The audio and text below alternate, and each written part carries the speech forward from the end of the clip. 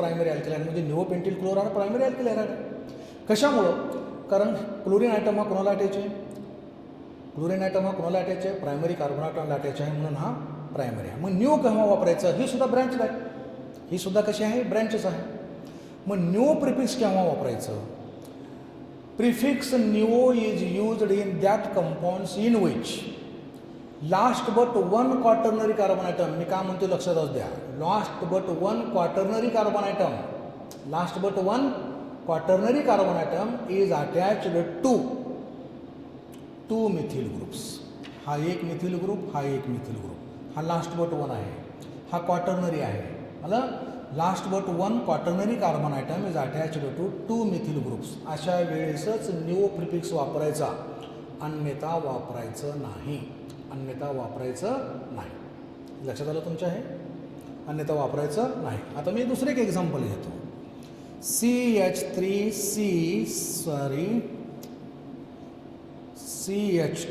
CH3, CH3, CH2 आणि इथं घेतला मी Cl.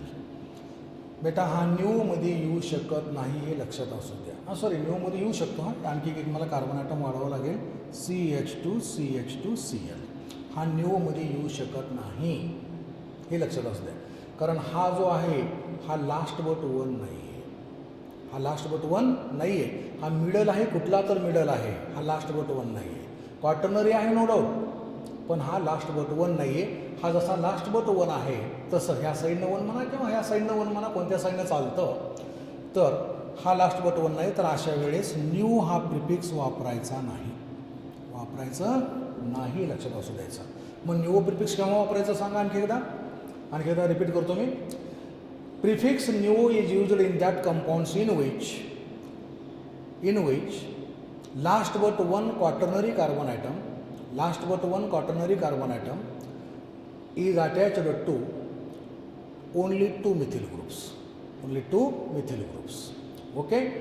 Prefix iso is used in that compounds in which last but one carbon atom is attached to only one methyl group, only one methyl group. हे समजलं तुम्हाला सर्व? Primary alkyl hydride म्हणजे काय? Primary alkyl hydride means the alkyl halide in which halogen atom is attached to primary carbon atom. They contain which group? They contain monovalent CH2X group. These are indicated by N, iso and nu. आणि हे त्याचे examples, हे त्याचे examples. आलं लक्षामध्ये तुमच्या? आहे. Next, secondary alkyl halides. Secondary alkyl halides.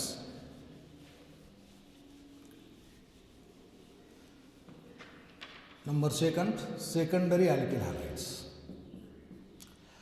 आता कार्बन आयटमचं क्लासिफिकेशन याच्या अगोदर आपण पाहिलेलं आहे.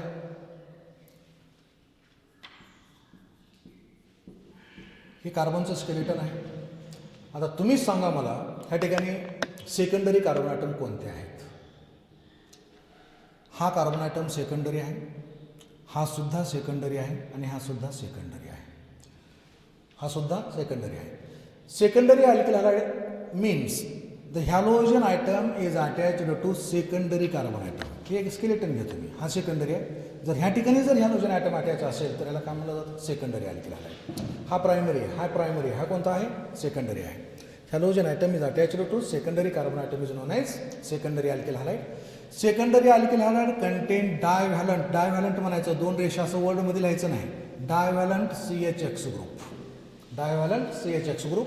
आणि these are represented by secondary. These are represented by secondary. आता तुम्हाला कन्फ्यूज झाला असेल बाळांनो, आयसो आणि सेकंडरीमध्ये काय फरक आहे? झाला असेल कन्फ्यूज असं मला वाटतंय. ओके, लक्षात असू द्यायचं. आयसो म्हणजे काय आणि सेकंडरी म्हणजे काय?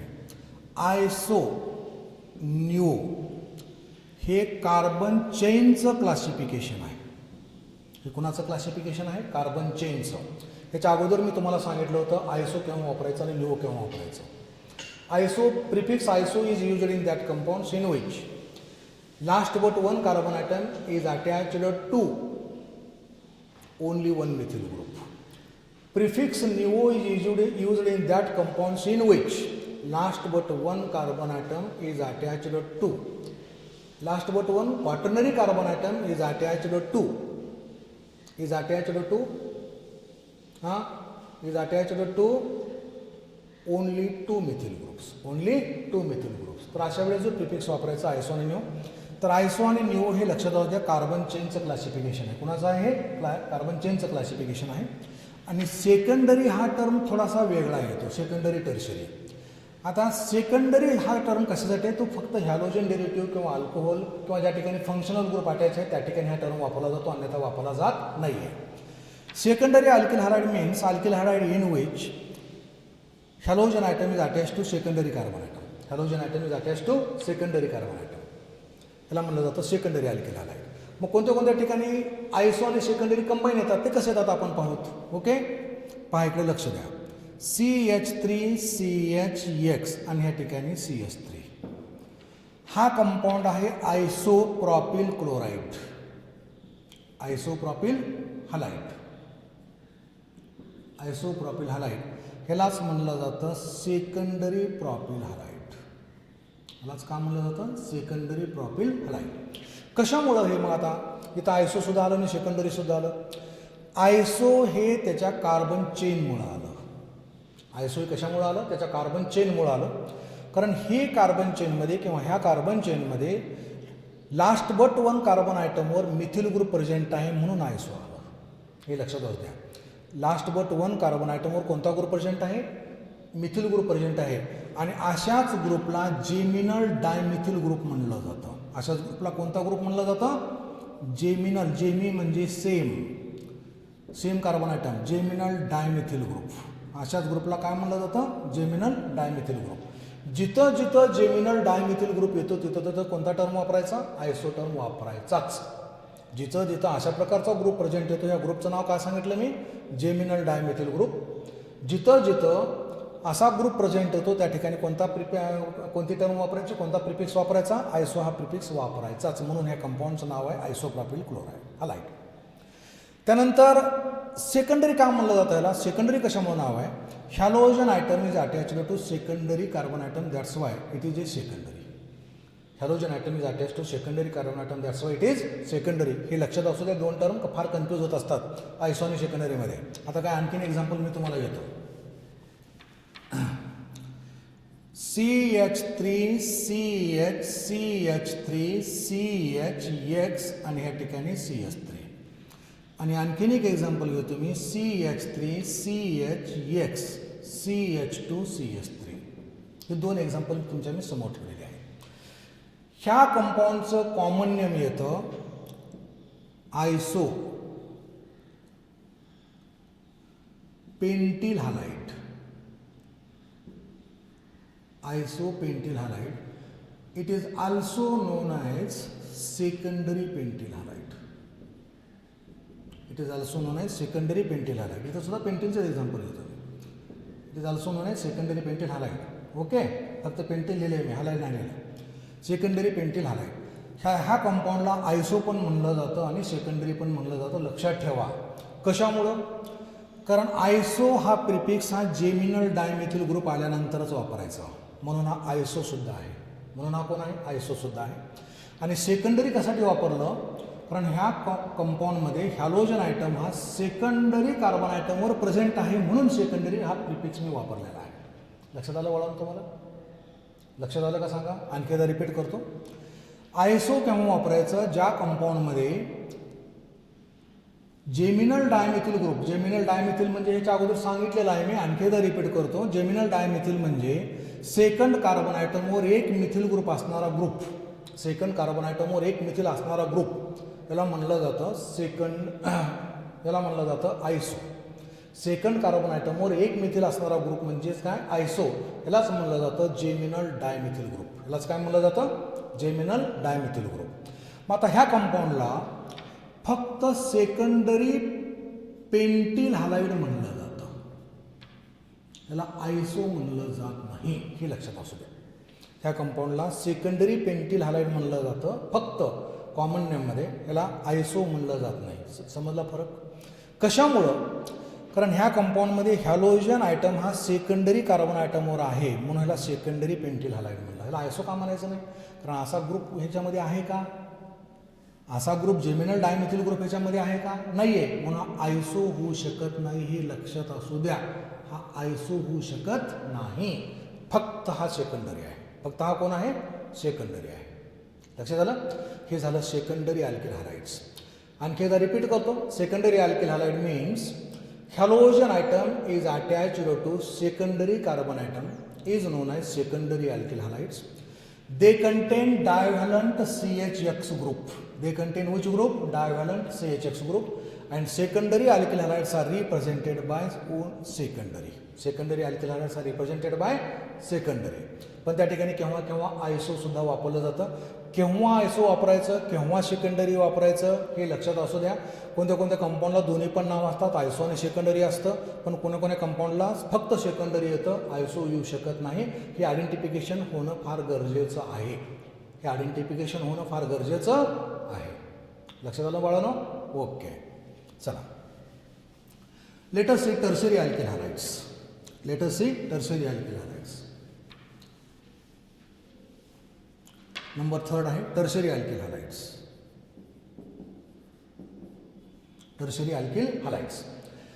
आता ह्या ठिकाणी मी कार्बनचं स्केलेटन घेतो. नाव this is a carbon skeleton. This is a carbon skeleton. नाव this carbon atom is primary. This carbon atom is again primary. This carbon atom is again primary. Okay. And this carbon atom is tertiary. This carbon atom is tertiary. The alkyl halide in which halogen atom is attached to tertiary carbon atom is known as tertiary alkyl halides. Halogen atom is attached to tertiary carbon atom is known as tertiary alkyl halides. पहा, आणखी एकदा विचार करायचं, कारण हा carbon item कोणता आहे? Tertiary आहे, म्हणून हा टर्शरी अल्किल हॅलाइड आहे. म्हणून हा कोण आहे? टर्शरी अल्किल हॅलाइड आहे. लक्षात येत आहे?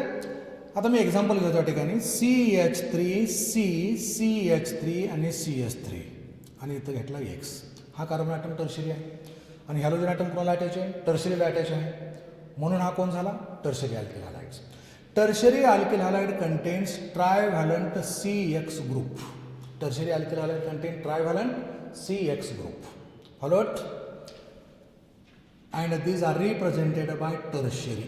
These are represented by tertiary म्हणजे small t. These are represented by tertiary म्हणजेच काय? small t. आता ह्या कंपाऊंडचं नाव कोणतं येतं कॉमनली बघा. How many carbon atoms are there? 4. Group कोणता आहे? Tertiary butyl. आणि त्याला हॅलोजन आयटम अटॅच आहे म्हणून हा कोण झाला? Tertiary butyl halide. हा कोण झाला? Tertiary butyl halide. आणखी एक एक्झाम्पल घेतो या ठिकाणी मी प्रायमरी सेकंडरी टर्शरीचं. CH3, CH3, इथे घेतो C2H5 आणि here X. How many carbon atoms are there? 5 carbon atoms are there.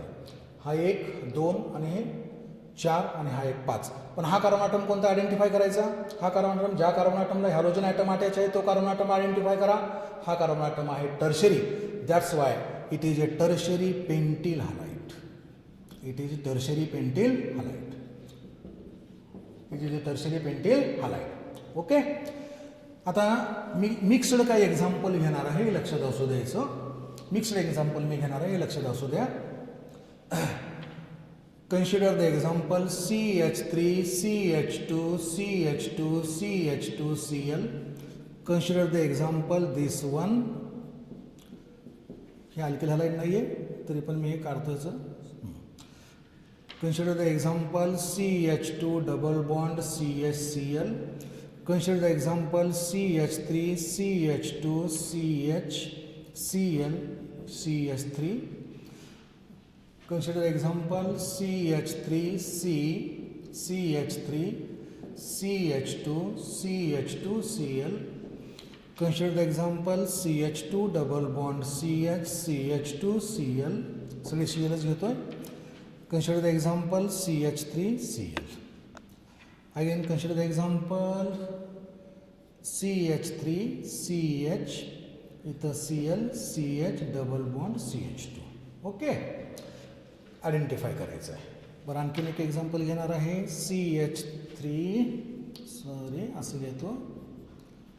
इथं CH3 या ठिकाणी Cl. हां, आता तुम्हाला हे आयडेंटिफाय करून दाखवायचं आहे प्रायमरी कोणता, सेकंडरी कोणता आणि टर्शरी कोणता. फार महत्त्वाचं असतं. हा सांगा प्रायमरी. कशामुळं प्रायमरी?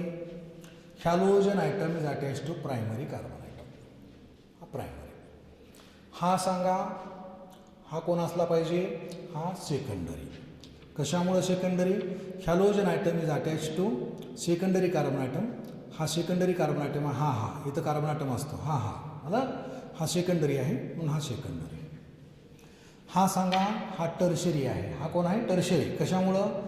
कारण हॅलोजन आयटम अटॅच हा टर्शरी कार्बन आयटमला. हा कार्बन आयटम हा टर्शरीमध्ये येतो. हा सांगा, हा आहे प्रायमरी. कारण halogen atom attach to primary carbon atom. हा प्रायमरी आहे. हा सांगा, हा सेकंडरीमध्ये येतो कारण halogen atom is attach to secondary carbon atom. लक्षात येत आहे? हा आहे प्रायमरी. हा कोण आहे? प्रायमरी. हा सुद्धा प्रायमरी. हा तर प्रायमरीच आणि हा आहे सेकंडरी. हा कोण आहे? सेकंडरी. हा कोण सांगा आता? प्रायमरी. हा प्रायमरीच. हा सेकंडरी. हा सेकंडरी. हा टर्शरी. हा सेकंडरी. हा प्रायमरी. हा सुद्धा प्रायमरी आणि हा सुद्धा प्रायमरीच आहे. हे लक्षात असू द्या. हे झालं classification on the basis of types of carbon atom to which halogen atom is attached. On this basis alkyl halides are classified as primary alkyl halide, secondary alkyl halide आणि टर्शरी अल्किल हॅलाइड. समजलं असेलच अशी मी अपेक्षा करतो. Okay. Next number 3 classification. Classification based upon types of hybridised carbon item.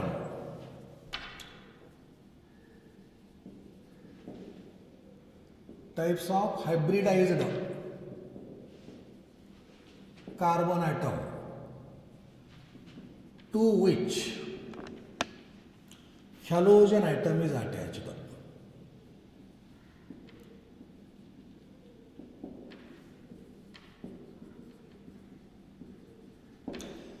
To which halogen atom is attached. आता या ठिकाणी सर्वात महत्त्वाचा कन्सेप्ट आपल्याला हायब्रिडाइज्ड कार्बन ॲटम आयडेंटिफाय करता आलं पाहिजे. सर्वात महत्त्वाचा कन्सेप्ट आहे. हायब्रिडाइज्ड कार्बन ॲटम आपल्याला आयडेंटिफाय करता आलं पाहिजे. आता हे कसं आयडेंटिफाय करायचं हे 11वीमध्ये शिकलात तरी पण या ठिकाणी थोडंसं मी रिव्हिजन करतो म्हणजे आपल्याला लक्षात येईल. कार्बन ॲटमचं हायब्रिडायझेशन हे फक्त 3 प्रकारचं असतं. sp3, sp2 आणि sp. sp3d2 वगैरे नसतं कारण ह्याच्यामध्ये कार्बन ॲटममध्ये फक्त 2च शेल आहेत. S आणि P शेल आहे. त्या ह्याच्यामध्ये D शेल ॲब्सेंट आहे. त्यामुळे D ऑर्बिटल हे हायब्रिडायझेशनमध्ये मिक्सिंगमध्ये भाग घेऊ शकत नाही किंवा नसतंच. त्याच्यामुळे फक्त 2 प्रकारचं याचं 2 फक्त ऑर्बिटल्स आहेत.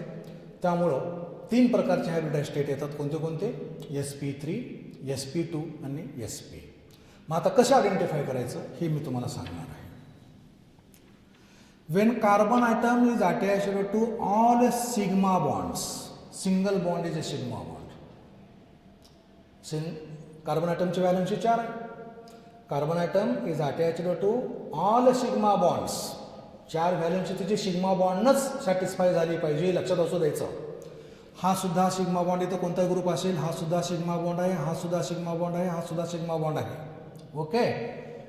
तर हा कार्बन ॲटम येतो sp3 हायब्रिडाइज स्टेटमध्ये.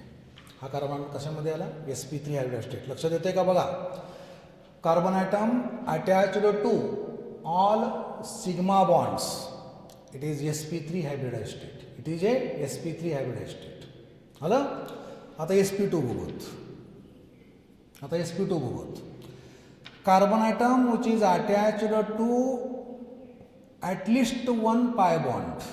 1 पाय बॉन्ड म्हणतो मी. At least 1 pi bond. Double बॉन्डमध्ये 1 pi bond असतो, 1 सिग्मा बॉन्ड असतो. लक्षात ठेवायचं.